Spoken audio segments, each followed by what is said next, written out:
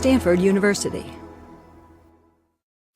Okay, there are all sorts of interesting diseases out there, and lots of them are quite exotic. You've got elephant man syndrome, and you've got progeria, which is a disease where you basically die of old age when you're about 10 years old, and then you've got cannibals eating brains and getting prion diseases, and those are very exciting, and they're great, junior high school papers about disease and such. Oh, no. Okay, come up to the front. There's a team up here.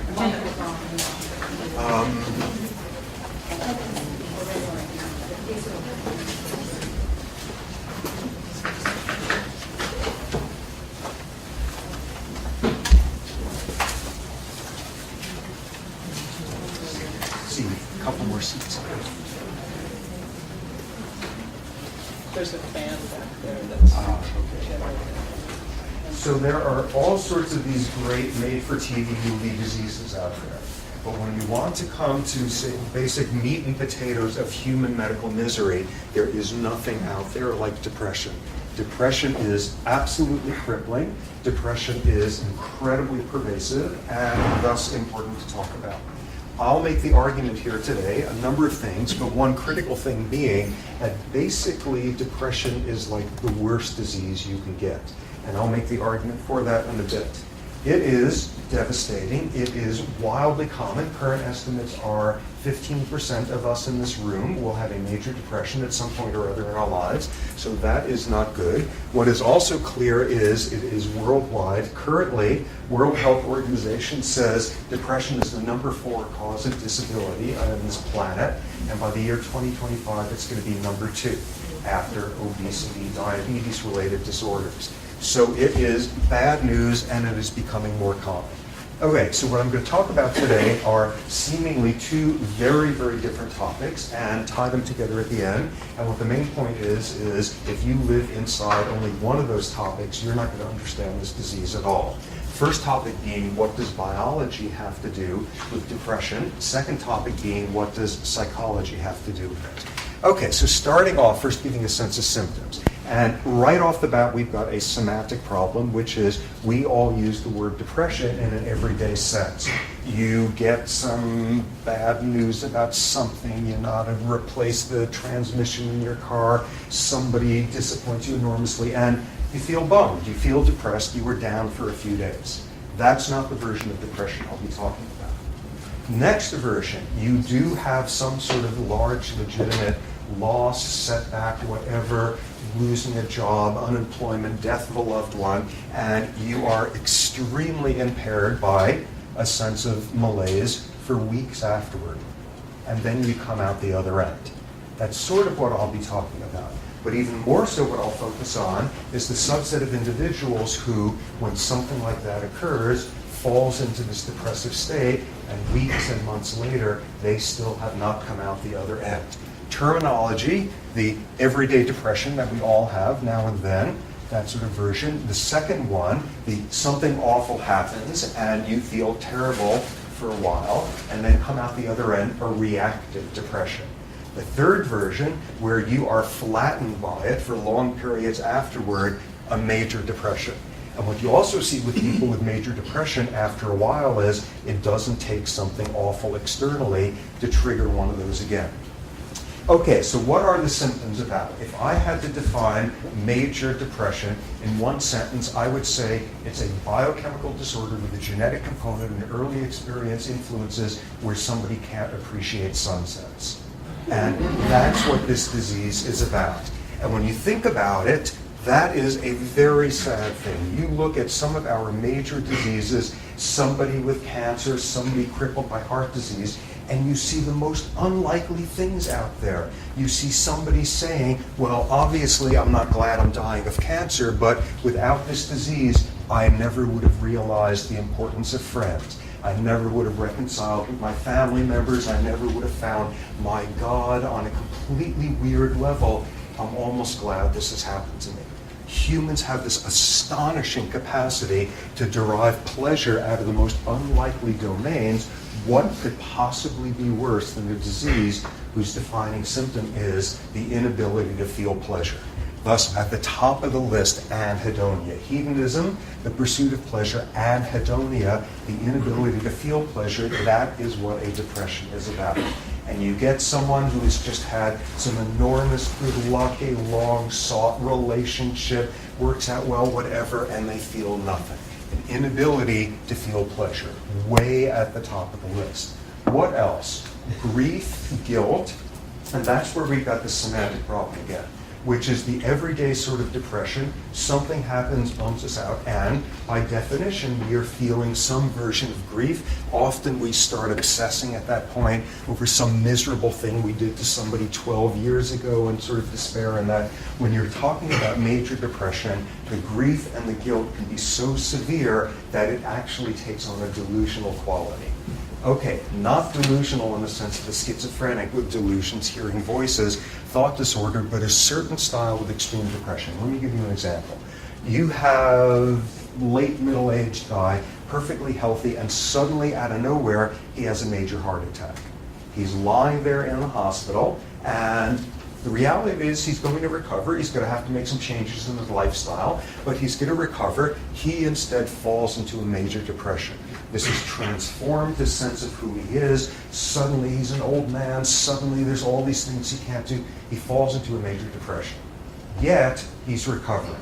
Every day his family is in there saying, look, you're just depressed. You're getting stronger. The doctors are saying you're getting stronger. You're just depressed. It happens the hospital is circular. It has a corridor that forms a circle in it. And one day the family's in there saying, you're getting stronger. Look, the nurses said yesterday you did 1 loop around the hospital, and today you did 2 loops. You're getting better. You're getting stronger. And the person says, no, you don't understand. They're doing some construction. Last night, they closed down the outer corridor and they opened up a new little one. So there are 2 versions of this one, 2 loops there, shorter than the large one. I'm getting weaker, I'm going to die. This is like someone expecting to believe that last night they were like beavers digging through the walls there, making this new. This was the father of an acquaintance of mine, a structural engineer. This is what a structural engineer looks like when they're delusional to the point of saying that this is a world in which everything is inevitably getting worse. Depression built around that. Next, of course, one of the most dramatic and one of the most awful symptoms of depression, self-injury. Depression depresses mutilating themselves at a high rate, and of course, most notoriously, suicide, risks of suicide, and that is absolutely tragic in teenagers, early adults. That, along with accidents, is the leading cause of death. Major bad news.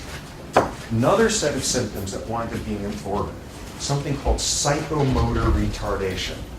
Everything is exhausting. It's exhausting to do stuff. It's exhausting to think stuff. You were there and you can't do the laundry because where's the basket? And you got to find change for the machine, and you've got to go get detergent, and just, it's too much. Everything is too much, and you fall into this paralyzed state. Something very interesting in that regard. You get someone who is severely depressed, like to the point of hospitalization, and when they are absolutely crippled with psychomotor retardation, that's not when you worry about suicide. This is someone who's having enough trouble getting out of bed and getting dressed each day. They're not going to figure out how to shred the hospital mattress and make a noose out of it. Where you've got your problems is when somebody begins to get better from a severe depression, when they're starting to come out. That's where the psychomotor retardation relieves enough that suddenly they've got the energy to do something catastrophic. That's when people are on suicide watches, when you have clinicians who are oriented well. Next, something really interesting. And in lots of ways, the single point I want to hammer in here over and over and over is something that people with depression constantly battle with. Back to semantics. We all get depressed. Bad stuff happens to us. We all get depressed. We feel lousy. We feel withdrawn. We feel sort of a sense of grief, and we're not taking much pleasure, and we withdraw. And then we get better. We cope. We heal. We deal with things in life. What's the deal with you that you can't do that? And there's this lurking sense, given that all of us have periods of being depressed and come out the other end, when you look at people who instead go down and stay down there to this crippling extent, there's always this little voice between the lines there of, come on, pull yourself together. We all deal with this sort of thing. I will make the argument throughout here that depression is as real of a biological disorder as is juvenile diabetes. And you don't sit down a diabetic and say, oh, come on, what's with this insulin stuff? Stop babying yourself and pull it together. You will see this is just as much of a biological disorder. Part of what makes that clear are a bunch of symptoms called vegetative symptoms. The bodies of major depressives work differently. First set of symptoms. No surprise, lots of people have trouble sleeping when they're having everyday off-the-rack depression. There's a certain pattern with people with major depression. What would you think? You're depressed, you have trouble falling asleep, toss and turn. That's not what you see with a major depressive. Instead, you wake up early. You wake up 4 in the morning, 5 in the morning, you're exhausted, but you're not going to sleep. Early morning awakening. You wind up in an emergency room somewhere deeply depressed, and the clinician there better ask you at some point, how's your sleep been? Do you tend to wake up early in the day? Early morning awakening, classic sign. Additional thing, while sleeping, sleep is not this monolithic process. There's all these different stages of sleep, slow wave sleep, deep sleep, REM sleep, all of that. There's a structure and architecture to how we sleep, sort of 90-minute cycles as you go through the different phases. You look at the brain of somebody with depression while they're sleeping, and these different phases are completely disordered. The whole structure of sleep goes down the tubes. Look at somebody when they're sound asleep and their brain sleeps differently. This is not, oh, come on, stop babying yourself. This screams biology. More versions of it. Most of us, what we do when we're feeling kind of down is we eat more, out of this general belief that when you feel unloved, carbohydrates make you feel better. And bizarrely, there's actually a brain chemistry of it, of carbohydrates decrease stress hormone release. So for most of us, you're feeling bummed out about things, you eat more. That's not what you see in major depression, decreased appetite. Another thing you see is activation of the stress response.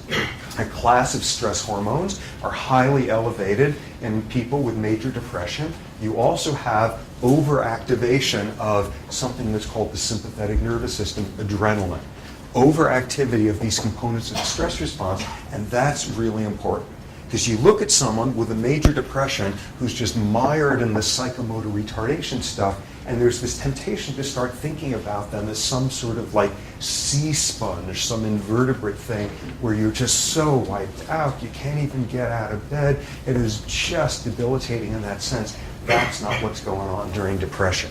What you have instead is somebody whose body is blasting through their overactivated stress response, this enormous battle, all of it going on internally. And the fact that you see changes like these tell you this is not, oh, just so wiped out you can't even activate. This is someone whose body is having a massive stress response 24/7. There's a huge battle going on, and it's all internally, increased metabolic rate, increased muscle tone, all of this, again, screaming biology.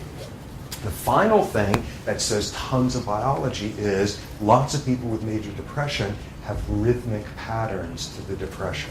You will get somebody where they will fall into a depression, where it will have 2 months of extreme severe symptoms, debilitating, come out the other end, and a year and a half later, the exact same pattern, a year and a half later, exact same thing. You have some people who only get their depressions during the winter, something known as seasonal affective disorders, SADS, and this is someone where something horrible happens to them in June, and they feel sort of sad for a couple of weeks, and they come out the other end, and nothing happens in January, and they fall into a depression, and they're hospitalized for a month and a half, just like every January for the last 10 years. And you see that, and that is all about biological clocks that are out of whack there. It's biology. This is not, oh, come on, pull it together. Okay, so hopefully what that begins to introduce is the notion, amid all these debilitating symptoms, these are ones that are about biology. These are bodies working differently. So starting to focus in more on the biology of it. What's going on in the brain in major depression? What I'll start off with is the chemistry of it. Okay, what we got here, do not panic if you are not sort of familiar with this and have not wanted to think about science since high school sort of thing. You got two brain cells, you got two neurons. The way they talk to each other, they don't actually touch each other. In order for one neuron to send a message to another one, it needs to release a chemical messenger that goes floating over here and does something or other to this neuron. Chemical messenger called a neurotransmitter. And here we have a case of this, and by law, all neurons go from left to right. So this is a cell that continues down this way. It's all excited. It's trying to pass on some news to this neuron. There's a space in between called the synapse. And what this one is doing, because it's all excited, it has these little water balloons filled with neurotransmitters. Excitation signal comes along, dumps the neurotransmitters. They go floating across the synapse, bind to a receptor there, and then suddenly, something changes in this neuron. That's how neurons talk to each other. How many different types of neurotransmitters there are? Probably hundreds. And what will be pertinent here is, in depression, there's just a handful of them that seem to be implicated. First neurotransmitter, something called norepinephrine. Norepinephrine first got implicated in depression in the early 50s, in the early 60s rather. What was the evidence? Around that time, the first generation of antidepressant drugs had been developed, something called MAO inhibitors. What do they do? Okay, so you got your neurotransmitters released because this neuron's excited. What do you have to do? It comes out, it does its thing with receptors, and then you have to clean up after yourself. You've dumped all this stuff in the synapse. What do you do then? You got two options. You can take the neurotransmitter and you can be green in your orientation. You can recycle it. You could take it back up in here and stick it back into one of these. You can do this recycling business. Or you could be terrible and carbon footprint. You can throw out your neurotransmitter. There's like enzymes sitting around here that break it up and flush it down the toilet. What's the toilet? Out into your cerebral spinal fluid, your bloodstream, your urine, whatever. So either recycling or degrade the stuff. So what do these MAO inhibitors do? They inhibit the activity of this enzyme that breaks down norepinephrine. Okay, so what's the logic there? So you inhibit the activity of this enzyme. You don't break down norepinephrine, so it's just floating around there, and for lack of anything else to do, it hits the receptor a second time, and a third time, and a gazillionth time. And suddenly, somebody's depression goes away. What's your theory have to be at that point? Ooh, I bet there wasn't enough norepinephrine coming out. You find a means to increase the signaling, somebody gets better, and you now hypothesize there's a problem with too little norepinephrine. By the late 60s, another class of antidepressants came in called tricyclic antidepressants. What do? Essentially the same exact thing. What they do is they gum up this pump that recycles the stuff. Norepinephrine doesn't get removed from the synapse, has nothing else to do, hits the receptor second, third, 10th time, person feels better. Ooh, I think the problem in my theory is too little norepinephrine coming out. Thus, the norepinephrine hypothesis. More evidence for it, there are classes of drugs that will decrease your norepinephrine release. Why would you want to do that? In some parts of the body, an excess of norepinephrine has something to do with high blood pressure. So you take a class of drugs, something called reserpine, and what it does is it disintegrates these things. And thus, you don't dump as much norepinephrine. Major side effect in lowering somebody's blood pressure that way is they fall into a depression. So you take a depressed person, you find a way of boosting up their norepinephrine signaling, they feel better. You take a normal person, you drive down their norepinephrine signaling, they get depressed. There's got to be a problem here of too little norepinephrine. So that's incredibly convincing. So at this point, what you got to say is, okay, great, that's convincing, that's irrefutable. What does norepinephrine do? And people figured it out in the 50s, and it's got something to do with this. Take a rat and take a certain part of the brain, you put an electrode down in there where you can stimulate the neurons, you can force them to talk to each other when otherwise they have nothing to say, stimulate this pathway, and what you do is you make a rat unbelievably happy. Okay, so of course the question is, how do you tell when a rat's on the end of the And what you do is you make it work in order to get stimulated there. It presses a lever, and it presses a lever 25 times, and it gets a little buzz there, and it does another time, and rats will work themselves to death to get stimulated in this area. It is better than food. It is better than sex. If they're addicted to a drug and going through withdrawal, it is better than the drug. And what you see is this mediates pure pleasure. And this was called the pleasure pathway in the 1950s. So of course you look at it, and then what you have to then say is, ooh, do we have the same pathway? Can I get a new one? Can I get a second one? Shortly after that, people went looking and saw the exact same thing in humans. And this would be during neurosurgery, sort of classical neurosurgical techniques. You don't anesthetize the person. The brain doesn't feel pain. Once you've anesthetized the skin and the skull, you get through there, and you can actually keep somebody awake during surgery. And they used to need to do that, because you put your little needle down in one part of the brain, and the person flaps their arm, and another part, and they say the Pledge of Allegiance or whatever. And then you look at your little road map, and it says, okay, go 3 neurons and make a left. People had to do that. So it was around the early 60s that people started stimulating the same area in the human brain.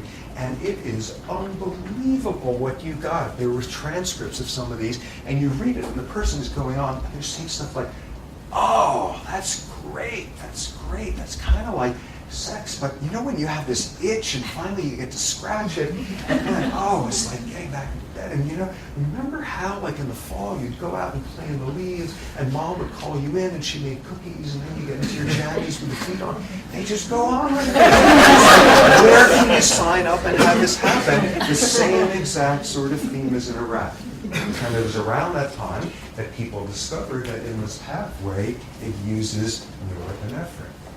Aha. So if you've got a shortage of norepinephrine in that part of the brain, what have you just explained? That's the loss of pleasure. Great, utterly convincing. Here's all the reasons why you shouldn't be convinced. Problems began to emerge. First problem was there's something weird with the time course. You throw in any of the drugs I just talked about, and norepinephrine signaling is changing within like an hour. You put a depressed person on those drugs, and they don't get better for a couple of weeks. Something isn't working there. So that was mysterious. Next problem was, it turned out norepinephrine is useful in this pathway. Another neurotransmitter turned out to be even more important, neurotransmitter called dopamine. Dopamine, cocaine works on dopamine systems. So suddenly norepinephrine is just a minor player in this pleasure pathway stuff. But the biggest problem came in the late 80s with the introduction of Prozac. Prozac, which is an SSRI, a selective serotonin reuptake inhibitor. What that does is work on a completely different neurotransmitter system, this neurotransmitter called serotonin. What that drug does is it does the same deal. It stops the reuptake, increased serotonin signaling, and then what's your hypothesis? Ooh, you give somebody a Prozac SSRI, they feel better. I bet you there was too little serotonin. So it was during this period where there was just endless tragic, drive-by shootings of norepinephrine people by the serotonin crowd, and the other one had huge, huge controversy. And of course, like the middle of the road liberals, and why can't we all get along, would start sort of suggesting that, oh, maybe it's got something to do with norepinephrine and serotonin and dopamine and everybody hold hands and that's absolutely what's going on. The best evidence at this point, to be insanely simplistic, is that dopamine has something to do with the anhedonia, an absence of dopamine. The absence of norepinephrine has something to do with the psychomotor retardation. The absence of serotonin is this obsessive sense of grief. And interestingly, supporting that notion is you can have an obsessive sense of something else. You can have an obsessive need to keep your utensils perfectly symmetrical and obsessively wash your hands 8 hours a day. Obsessive compulsive disorder, that's helped by SSRIs like Prozac as well. Whatever it is you are just perseverating over like mad, increasing serotonin signaling can help.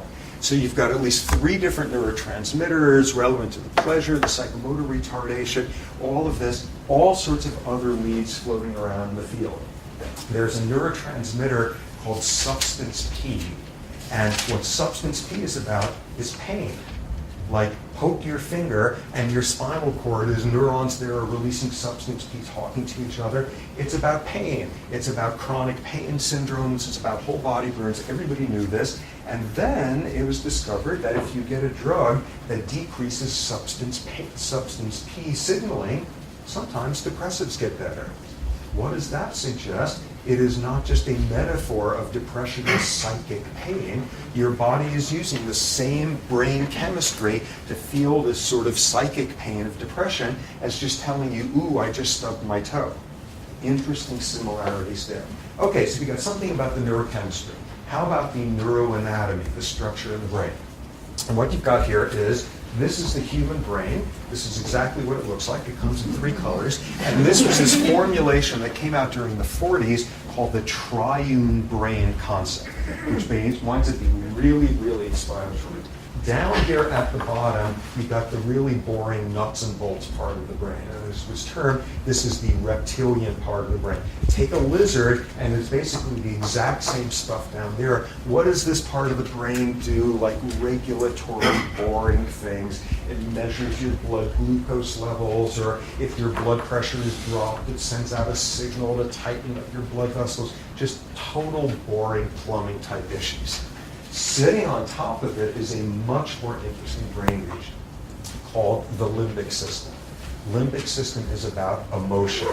You don't see a big limbic system until you get to mammals. Lizards are not famous for their emotional lives. Limbic system is much more about emotive stuff, fear and lust and anger and rage and poignance and God knows what. What you've got there are all sorts of ways where the limbic system talks to this part of the brain.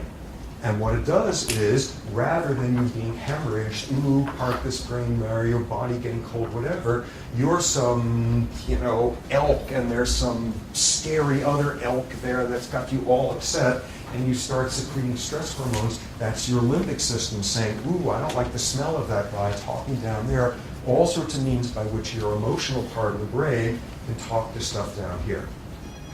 Then you got the really interesting area. Up on top, the cortex. Cortex, all sorts of creatures out there have cortexes. We got more than anybody. It is this hugely expanded area. In primates, we proportionally have the biggest one out there. What does cortex do? It makes you do your taxes, and it does like processing visual information and tells you, aha, that's, punk rock, and that's not Beethoven, and all sorts of sensory stuff, associative cortex things. But then there's an interesting part of the cortex that's very relevant to all of this. Okay, suppose you finish the lecture, you go outside, unexpectedly you are gored by an elephant. What are you going to do? You are going to activate your stress response. You may feel a sense of grief at that point. You may kind of hunker down at that point, a little psychomotor retardation. Appetite, there goes the dinner arrangements, sex may not be the most appealing thing under that context. You are having a stress response in response to the sort of insult that this part of the brain is thinking about. So what's a depression? You sit there and you think about kids in refugee camps, you think about the inevitable mortality of your loved ones, you think about whatever, and suddenly your body does the exact same thing as if you were gored by an elephant.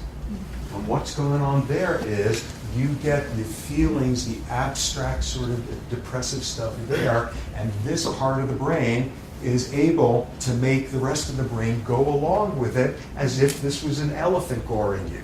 On a certain totally simplistic level, what depression is about is the cortex whispering in the ear of the rest of the brain, saying this is as real as you were just physically assaulted by some sort of predator, whatever, and you turn on the exact same thing.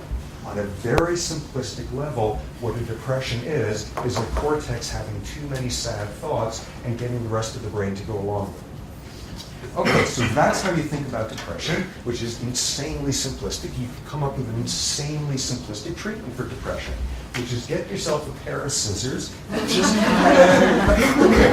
and separate that part of the brain from the rest of it, and you're home free. Oh yeah, right. Well, that's certainly an advance in medicine. That is a medical procedure. It is called a cingulotomy. The part of the cortex called the anterior cingulate, a cingulotomy or a cingulate bundle cut. And what you do is you sever this pathway, and people get less depressed at that point. Okay, when does this happen? This is someone where every type of medication and every type of therapy and electroshock interventions and all of that has been tried, and every combination, and they're still on the back ward of the state hospital slashing their wrists every 3 months. That's when people try this. And the amazing thing of this desperate measure is people get less depressed at this point. Okay, so at that point you may want to look at that and say, well, anything else about these people when you've gone through there and just snipped away? Mind you, this is not a frontal lobotomy. Frontal lobotomy is doing something very undefined up there, but instead you're disconnecting here. What else is up with somebody when you've just disconnected part of their cortex from the rest of the brain? Ooh, insofar as the cortex can come up with abstractly sad thoughts and get the rest of the brain to go along with it, maybe the cortex also comes up with abstractly pleasurable thoughts and gets the rest of the brain. Have you just wiped out somebody's ability to have abstract pleasure? Absolutely. So suddenly you are off and running with a great philosophy term paper. Ooh, it's important that we have pain in order to have pleasure and all. This is nonsense. You get someone who's a candidate for this procedure back in the state hospital there with the wrist scarred over, and this is not somebody feeling a whole lot of abstract pleasure anyway. So what does this tell us? You come up with some ridiculously simplistic explanation that, ooh, you make it impossible for this sad part of the brain to whisper sad thoughts to the rest of the brain. The best people in the field thinking about this can't come up with anything a lot more sophisticated than that. So that tells you something about the brain structure with depression. Final bit of biology here, hormones. What do hormones have to do with it? One very important domain of hormones. You take somebody and they're having problems with a class of hormones, thyroid hormones. What thyroid hormones are about is maintaining your metabolism, keeping your body warm enough, all that sort of stuff. If you have a severe shortage of thyroid hormone, lots of things happen, including you fall into a major depression. Hypothyroidism is associated with major depression. There's an autoimmune disease called Hashimoto's disease, which involves problems with secreting thyroid hormone, and that's a basic feature of it. And somebody comes in, and you diagnose it, and you give them normal levels of thyroid hormone, and away goes their depression. Lots of lessons with that. First one is, best estimates are about 20% of major depressions are undiagnosed hypothyroid syndromes instead. The next one it demonstrates is you better, when somebody is thinking about your psychiatric state, you better have somebody there who's thinking about your nutrition, your hormone levels, your nothing about what's going on here is independent of the rest of the body. So a big role for thyroid hormones. Next domain of hormones being relevant. You take women. You take women and they have a higher incidence of major depression than men do, approximately twice the rate. In addition, women have their highest vulnerability to depression at certain points in their reproductive life histories. After you've given birth, a post-parturition depression, around the time of your period, around the time of menopause, all of these scream biology. So you look at why women have elevated rates of depression, and there's biology, there's all sorts of other schools of thought that have gone into it. There are ones having more kind of sociological framework. Lack of control can cause depression in society after society. Women traditionally have less control. No wonder they fall into more depression. There's another school that focuses on a certain style of emotional differences you see between the genders. On the average, women tend to ruminate more on emotionally upsetting things, to focus in on them more. And this sounds totally stereotypical, and when you do the studies, there's overlaps between individuals, but nonetheless, on the average, what you see is these sorts of studies where you get someone after they've just had a fight with a close friend, and what do women do when they give a choice of a whole bunch of activities? They choose to fill out questionnaires about how they met their friend and what the nature of the relationship is, and does the friend have a good marriage, and all of that. You do it to guys, and they fill out questionnaires about, like, trivia questions about the Civil War. Oh my God, they can't express their emotions. No wonder they're impossible. And of course, again, individual variation. This is highly stereotyping. On the average, though, women ruminate more on upsetting emotions than men do. So that is solid science. What is completely unsolid science is the speculation at that point that if you ruminate on bad feelings, you're more prone to a depression. So that's a whole emotional regulation argument. But you come back to that business of women are most at risk for a depression in the 2 weeks after giving birth, around the period of their periods, menopause, and that's all about hormones. And by now, there's a huge literature having to do with the effects on all that stuff over there of estrogen and progesterone, and probably most importantly, the ratio of estrogen to progesterone and what's going on around giving birth, one's period. Levels of this stuff is just shooting around all over the place, and the sense is something goes out of whack with the ratios there, and everything about estrogen, progesterone, and the ratio can change the number of receptors for these neurotransmitters, the extent to which you do this reuptake pump. Whatever depression is going to turn out to be on this nuts and bolts level, estrogen and progesterone can do something to it.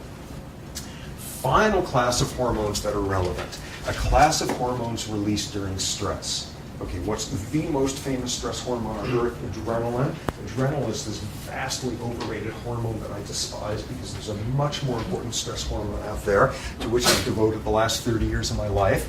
A class of stress hormones called glucocorticoids. They come out of your adrenal gland during stress. The human version is hydrocortisone, also known as cortisol. All sorts of other species out there, you secrete these glucocorticoids when you are stressed.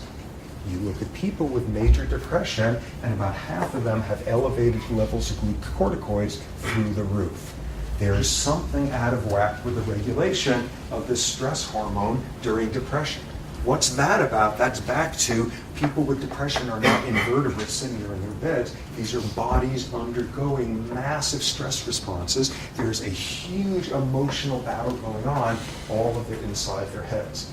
So elevated stress hormone levels. What's very clear is you get exposed to a lot of glucocorticoids, and you're more at risk now for depression. You can see this epidemiologically. You get people, and statistically, before their first major depressive episode, something awful, stressful occurs. And that's where this happens, and this is the subset of people who stay down there far longer. Have one of those first depressive episodes due to some stressful event, you come out the other side eventually, you were no more at risk for depression than anybody else. Along comes a second major stressor, and you fall into a depression, come out the other end, no more at risk for than anyone else for depression. Somewhere around the fourth or fifth stress-induced depression, something happens and things start cycling on their own there, and you no longer need a major stressor to cause you to get depressed like that. That's when the clocks are off and running. That's the transition. Okay, so major stress can predispose you towards depression. More evidence, there's a disease called Cushing's disease, where people secrete boatloads of this glucocorticoid stuff. People with Cushing's fall into depressions. There's a whole bunch of diseases where people have to be treated with lots of glucocorticoids. They fall into depression. What are glucocorticoids doing? A whole lot of them, and your brain gets depleted of dopamine. And you're right back in this domain. That's probably the neurochemistry of how you get there. Okay, so what do we got at this point? We got something about brain chemistry depression. We got something about the structure of the brain. We got something about hormones. You are a card-carrying biological psychiatrist, and that's all you need to know about the subject. And if that's all you know about the subject, you are going to be pitifully bad at making anybody get better. Because all of this knowledge winds up being effective for treating maybe 30-40% of depressives. The vast majority of people, the antidepressant drugs don't do a whole lot there. All you got there is modern cutting-edge biology stuff, and that's not enough. So what I'll transition to here is now talking about the psychology of depression, because you better have that piece in the story, or else you're absolutely useless. Starting off with, I make apologies here, but I actually have to say the name of Sigmund Freud, because he winds up being very relevant to depression. Freud, back when, dealt with this puzzle of the difference between we all get depressed and come out the other end, and the subset of people who crash. The turn of the century Viennese term for people who come out the other side, mourning. You mourn something and you recover. Turn of the century Viennese term for major depression, melancholia. And Freud, in this famous essay, said, why is it that a subset of us fall into it? And what's the difference between mourning and melancholia? And he came up with a really interesting model.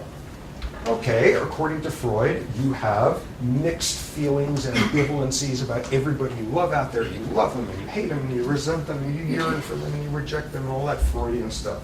So, in this Freudian view, you have lost a loved one. That can also be a loved concept, a loved goal, a loved... You have lost a loved one. What happens then is, in most people, you are able to focus on the love and the sense of loss. You mourn, and you come out the other end. In Freud's view, what melancholia is about is the subset of people who can't put the negative feelings in the background, and instead you are awash in the love and the hate and the regret and the pain and the delight and all of that. And what a depression is this wallowing, this melancholic loss in the ambivalencies you have about the lost loved one. It explains tons. No wonder you have the grief.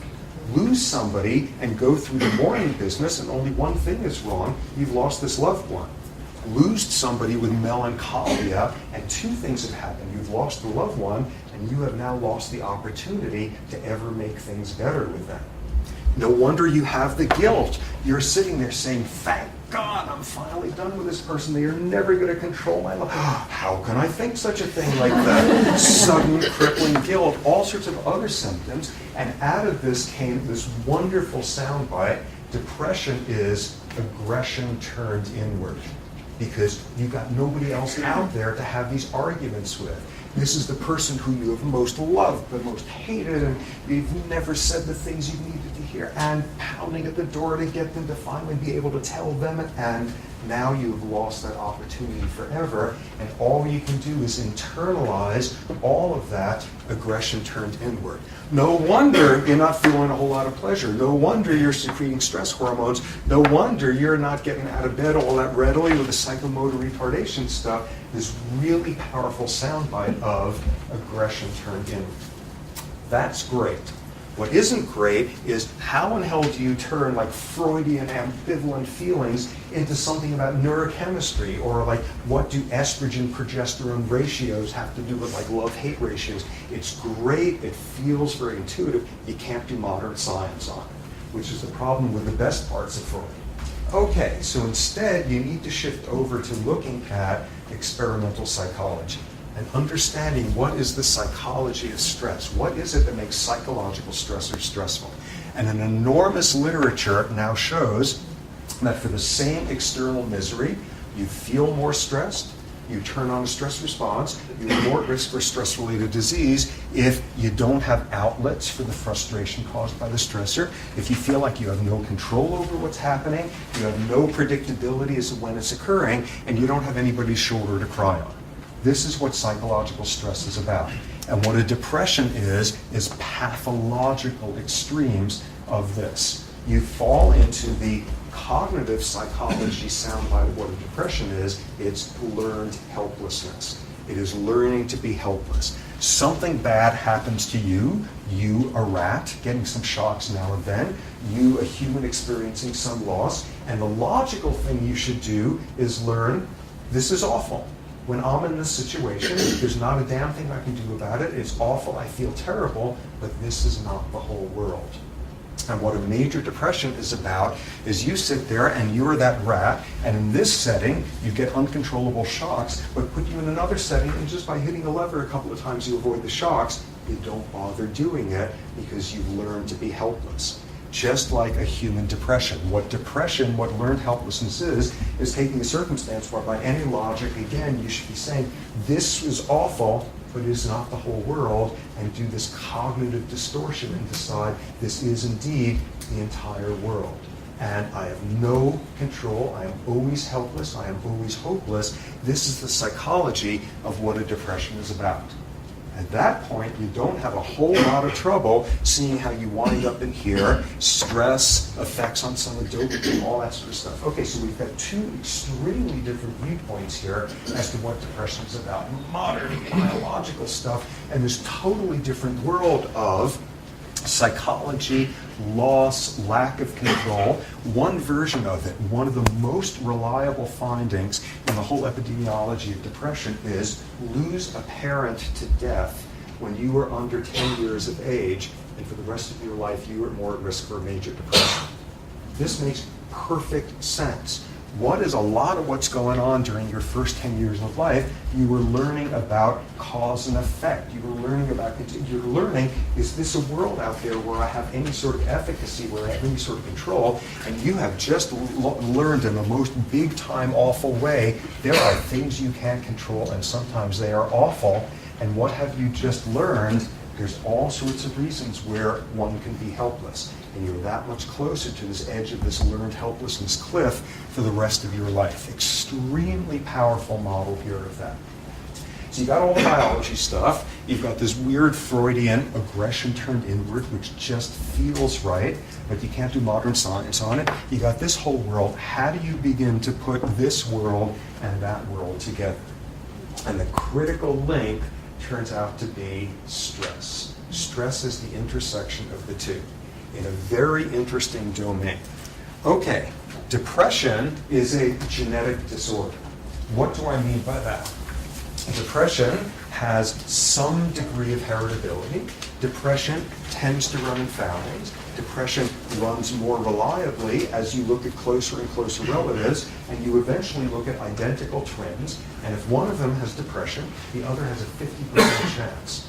Full siblings who are not identical twins, 25% chance, half sibling, about 8%, person off the street, about a 2%, 50% chance when they share the identical genes. What does that do? That tells you this is a disorder that has a genetic component. What does that also tell you? If you've got 50% likelihood, if you've got all the genes in common, and you've got a 50% chance of not getting the depression, it tells you genes are important, but they're not more important than any other component. So genes in depression are not about inevitability, they're about vulnerability. So what is the vulnerability about? A few years ago, people discovered a particular gene that's really relevant to whether or not you get depression. What was exciting about that? It was a very clear finding. It has since been replicated. What else was exciting about it? It made sense. This was not some weirdo gene having something to do with how your big toe functions. This was a gene having something to do with serotonin. And this was a gene relevant to this whole reuptake, pumping business, all of that. The main point of it is this gene comes in two different flavors. Each one of us has one of the two versions. And you immediately get this prediction, one of the versions, by all logic, should be predisposing to depression. One of them is the one that should get you in more trouble. So what does it look like when you go and study it? First paper that reported this a few years ago, and this I suspect is going to wind up being viewed as the most important paper in biological psychiatry for a quarter of a century. This was this massive study where a bunch of researchers looked at 17,000 kids growing up in New Zealand, following them year after year and looking at the genetic makeup of these individuals, and then asking in their early 20s, who's got problems with major depression? And then asking this critical question, what does it have to do with this gene? Does the version of that gene that gets you into trouble, by all logic, is that going to set you up for more of a depression? Are you more at risk for depression if you've got the bad version of the gene? And back comes the finding, which is no, it doesn't increase your risk. You look here, and what's your likelihood of depression? And you got the good version, and it's this likely, and you got the bad version, and it's this likely. Doesn't make a difference unless something else is going on, unless you have a history of exposure to major stressors. And what you were able to do is quantify how many major stressors somebody has had during their childhood, their development, and that involves parental divorce and physical abuse and death of family member, all that sort of thing. And what you see is in the folks who have the good version of the gene, as you have more and more of a history of major stressors, your risk of depression goes up. Absolutely. Now you look at the people with the bad version of the gene, and as you have more and more of a history of stress, your risk of depression does this. And when you look at the major history of stressors, a 30-fold difference in the likelihood. This is not about, ooh, genes control our brains and genes control our behavior. This is a gene that is relevant to how readily we pick ourselves up after life has dumped us on our rear ends, how readily we recover from stressors. What's the final piece of that story? Glucocorticoids regulate the function of this gene. All the pieces fall into place there. Wonderfully logical, and suddenly you have a way of taking this whole world of psychological components of stress and tying it into all that biochemistry, wonderfully integrated model. Okay, so in lots of ways, this is where the field is at this point.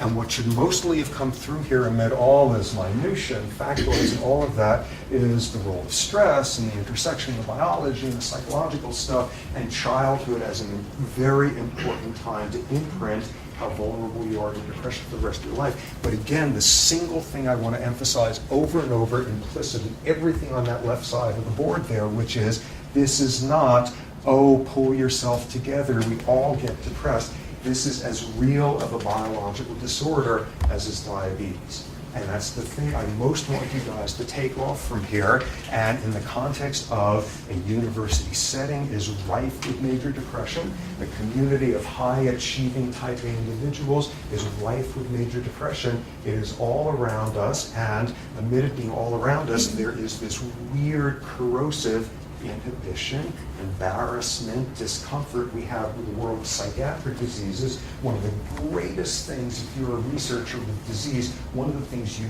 pray for is for some powerful senator to have their loved one come down with your disease, because they're going to set up a foundation, get special funding, and advocacy groups and all of that, not for a psychiatric disorder.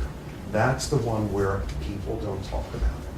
And amid this screaming biology, and this is a devastating disease and all of that, in any place, and especially in a community like this, where everyone is supposed to be golden and functioning and flawless and just gliding through life, this is one of the hardest diseases for people to admit to. So it is there, it's all over the place, and it's biology. And you should be no more inhibited about admitting that you've got something going on that's funny with this type of gene than you would be to admit that your pancreas isn't secreting insulin.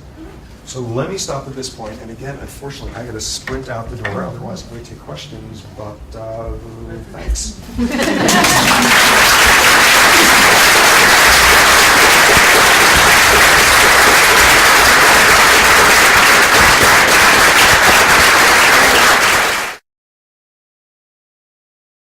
For more, please visit us at stanford.edu.